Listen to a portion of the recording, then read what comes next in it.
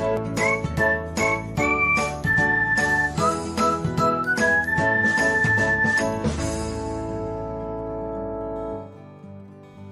everyone, welcome back to another episode of Technologyglance. In this video, I am going to guide you through how you can add a snap of camera roll to your Snapchat story.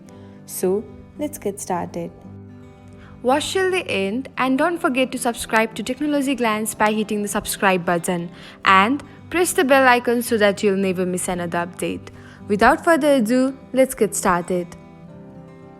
First of all, open the Snapchat app on your device. Now tap on the photos icon. After that, go to camera roll and select the snap you want to put the Snapchat story. After that, tap on the story button. Finally, tap on the add. Again, tap on the arrow icon. And that's it. Thanks for watching. If you found this guide helpful, we will love it if you hit the thumbs up button below. We upload great new tech tutorials like this one every day. So, don't forget to subscribe to our channel and hit the bell icon to get an update as soon as we post a video.